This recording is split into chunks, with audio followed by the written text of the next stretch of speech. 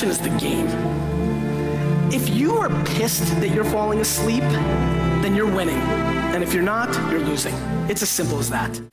We're here at, well, literally opposite a year to, which is very iconic when it comes to Soweto, when it comes to theatre and films, which is why we're here today in celebration of films within South Africa and Africa, the Amaphiko Film Festival. And you're one of the guys who's going to be playing a major role within the next 2-3 days, and you're the man of the house. By the way, his name is Legend Mangale, and he is a legend in the making, if he's not a legend already, with all the work that he does. If you always see Legend Mnkulu on Twitter, you don't know who he is, well, this is the man and the face. If you've seen him skinny, don't worry, guys. This is what happens when you're doing a lot of films, and money is in the cards as well. How you doing?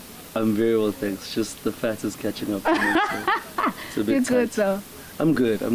You're very hectic into TV production and film, and we're here today with the Amaphiko Film Festival. Take us through the South African film journey from when it first started, or just let me just say back in the day, to where we are, and your thoughts on film and going forward. So I can only take you as far as my knowledge can. Yeah. But you know, when we watch film, we didn't watch it for angles. We didn't watch it for the depths of field and how beautiful the pictures were. But what we watched it for was for messaging. What was the message, and what were we compelled then to do afterwards? That's why we watched. We watched purely for entertainment. We watched to be informed about our people. We watched most probably from, you know, the other side, and I mean behind the cameras, those who made film really made it because they wanted to show how the landscape of our country was beginning to shape, or was at the time. So that's basically, I think, our history in filmmaking, and it's carried on to now, to today, where you know, someone like me gets to speak on the landscape of film and our stories. Touching on our stories, there's a film that I recently checked out, well, a long time ago, and it's about to come out in South Africa, and it's Kadushi. There's a lot of complaints among young people saying we have a lot of apartheid stories, we're enough of those. Being a person within the media entertainment industry and also into film, where do you think we should be taking our stories? Should we move away from our history? Because we have a lot of history, and history that is not really being taught at schools. I think that, you know, every story is important. And, you know, you don't find people complaining about the Holocaust. Yeah. You don't. You don't find people complaining about, you know, the World War I and World War II. And these stories have been told time and time again. But it's how then you tell them that makes the difference. I mean, one of my favorite films was something done so well, the perspective in which they took when they made My Week with Marilyn was so important, because no one had ever sort of seen a film take on the actual moment and tell it for however long the film was. But essentially it was this person's experience in a week with Marilyn Monroe. Imagine now you take apartheid, the umbrella, and say there's a love story in there, and say there's an inspirational story in there. There are many angles, and there are many ways we can sort of cut up. Terry Pratchett's coming out with it very, very soon. The United Kingdom is coming out in December, not November. And one could get tired of the topic, only because maybe one is focusing on a certain stream of getting their film. So you get film from everywhere. How do we then take a fresh focus when it comes to films? I think people need to start marrying film with reading.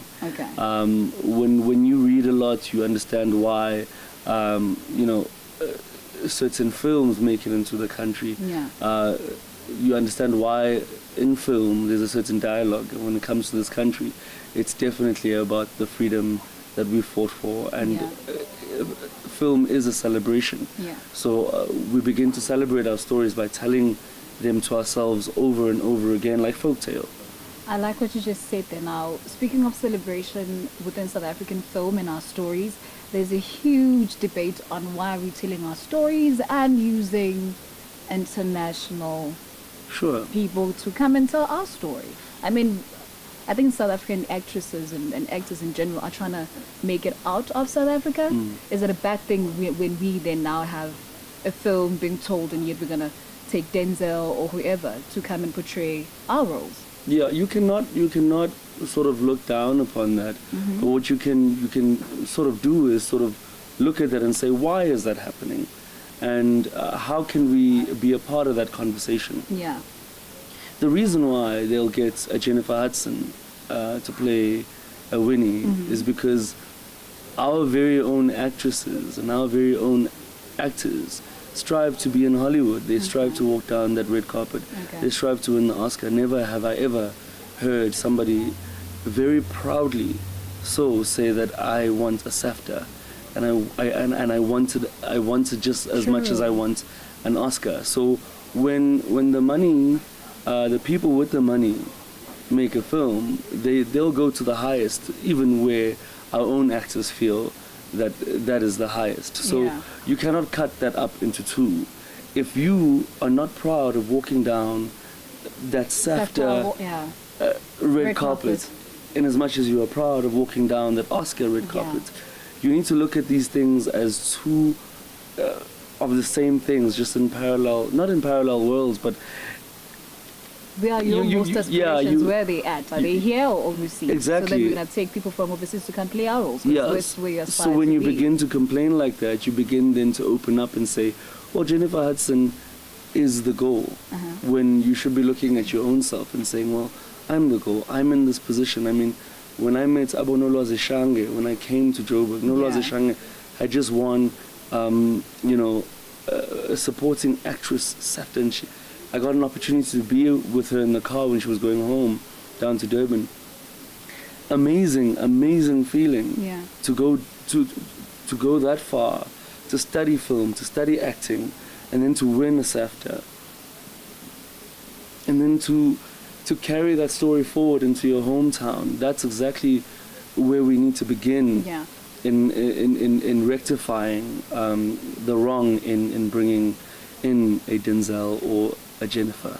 Your last words when it comes to South African film, and what would you like to tell the young filmmakers coming from the communities of either Mlazi or Guamashu, KZN? I think, we should learn from what music has done. South African music has done something amazing where, they've taken those are things we used to play back in the day to songs that those things we used to play back in the day are things that have the music industry work very well for them. Now, what is that lesson? That lesson is that we are the stories, we are the songs, we are the people, we are the content. So aside from complaining about the apartheid and the stories thereof, we need to create underneath that what kept us alive during apartheid. I mean, the Methodist Church we haven't even begun to tell that story of how they played a huge role, how religion played a huge role, how being spiritual played a huge role, how being a dad played a huge role, how the missions played a huge role.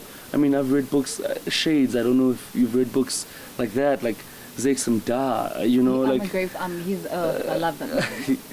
There are so many stories in this country. It is unbelievable that we have so much resources within ourselves that it just takes a shift in thinking that really sort of brings us to our own brilliance. And I think my last words are, look into yourselves, South Africa, and make sure that you understand yourself from your purest point.